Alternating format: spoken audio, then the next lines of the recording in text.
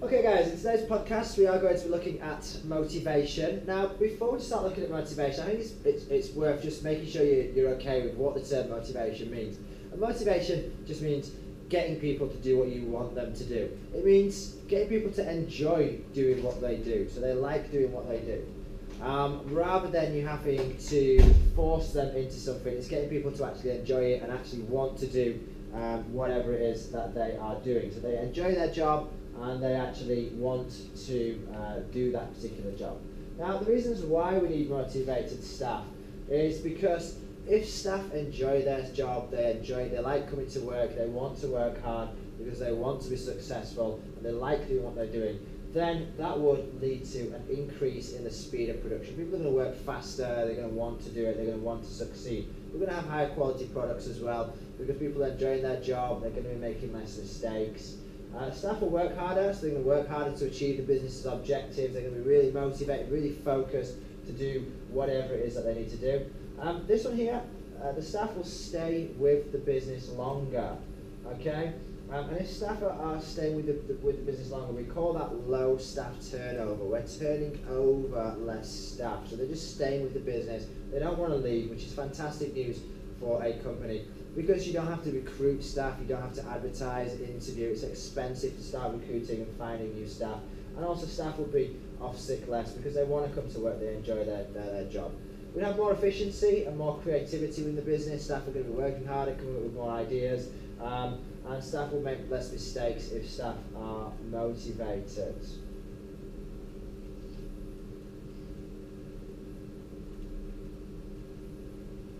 Now, you do need to know about some of the theories of motivation. Now, the first one I'm going to talk to you about is Taylor's scientific management. Now, I'm going to come back to these things, and I just want to show you this picture, because this picture is essentially Taylor's scientific management.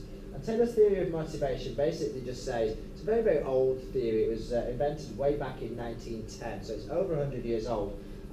Back when people used to work in factories, they were unskilled and this kind of thing. And Taylor said that people were basically motivated by carrots and sticks.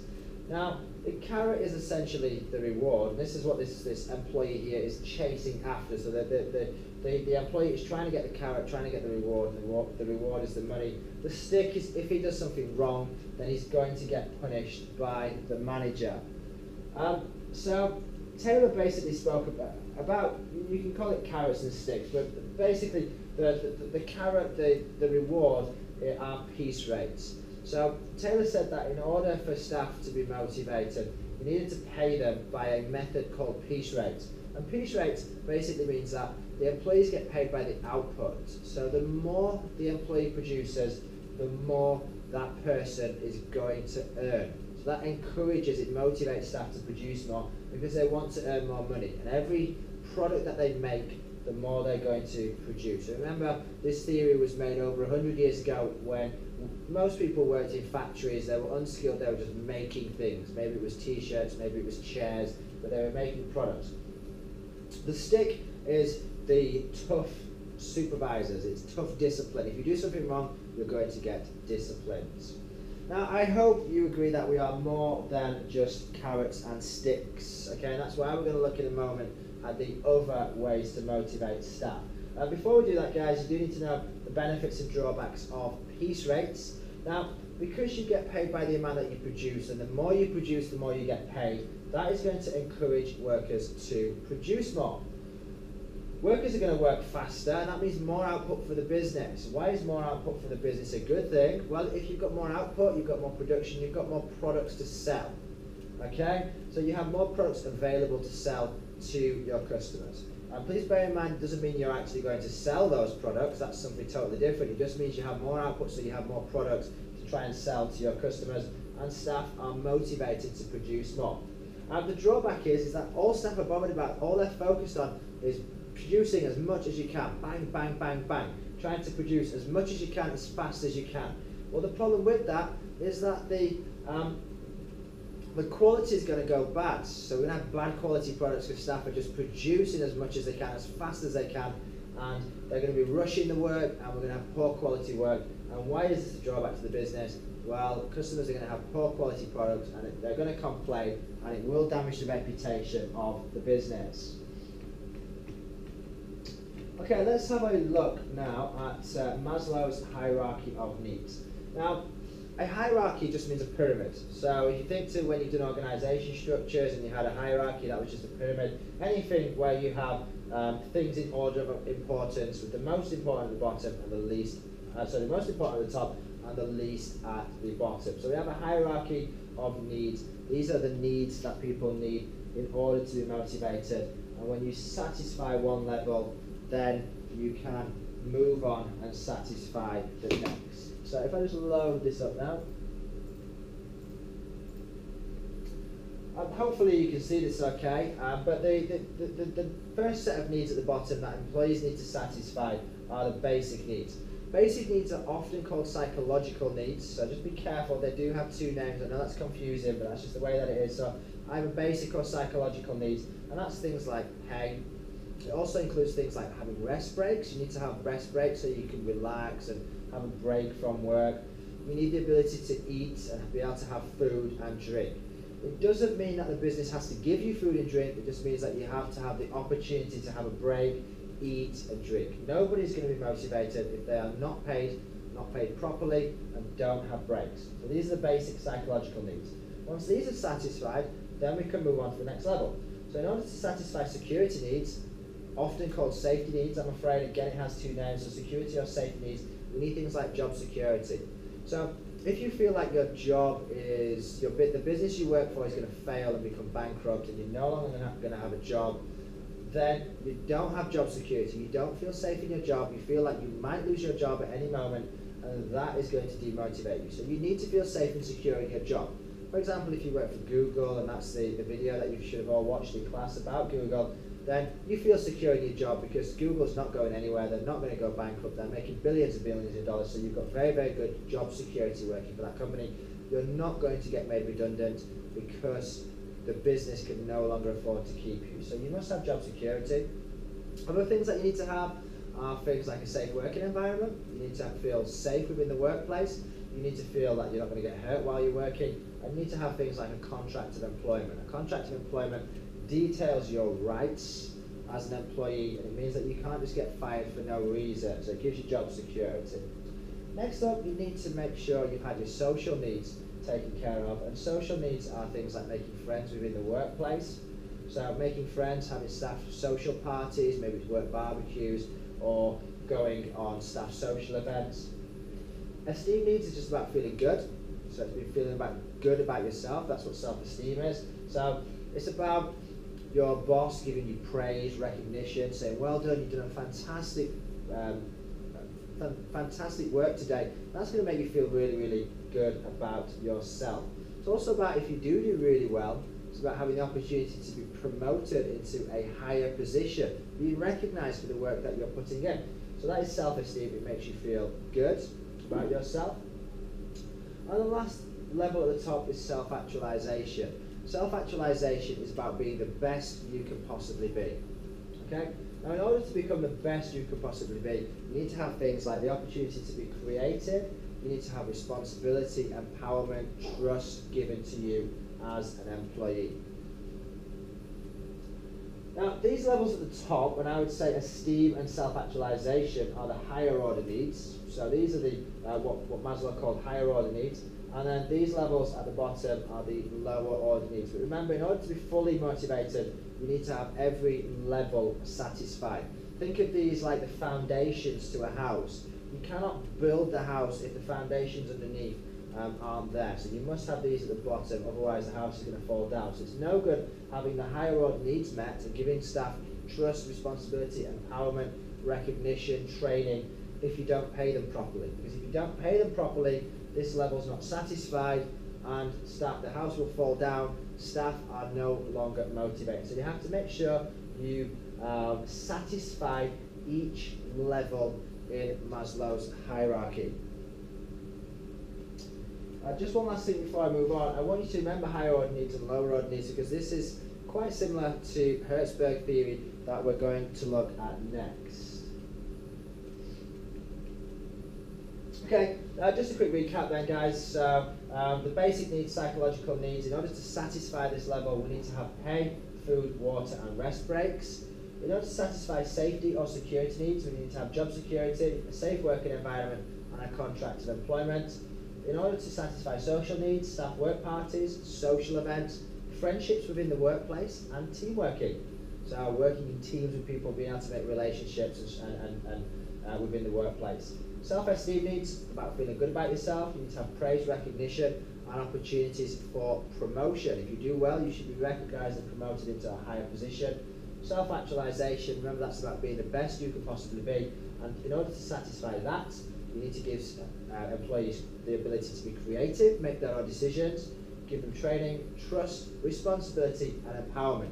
You cannot be the best you can possibly be if somebody doesn't trust you and allows you to make your own decisions. And if we have all of those things satisfied in Maslow's hierarchy, workers will be fully motivated.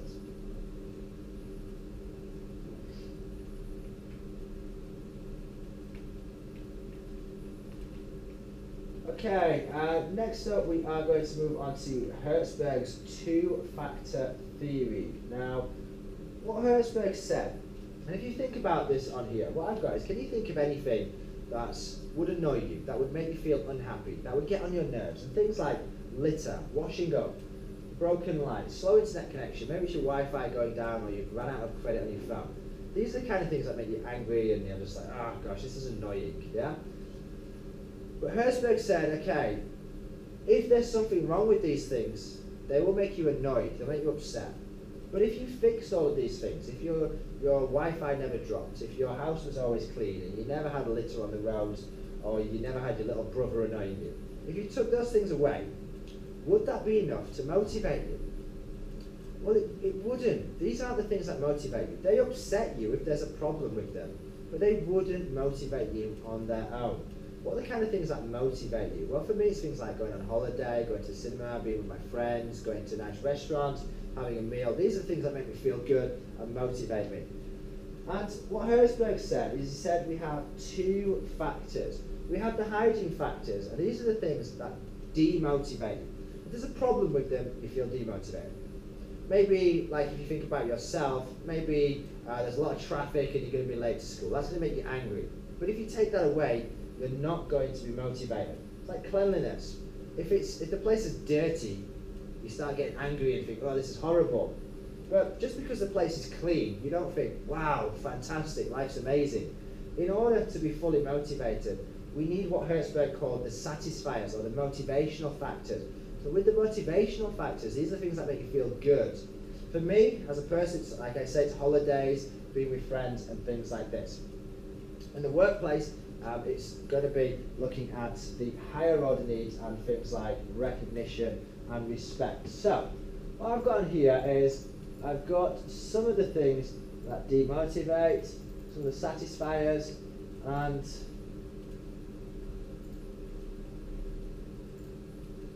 okay.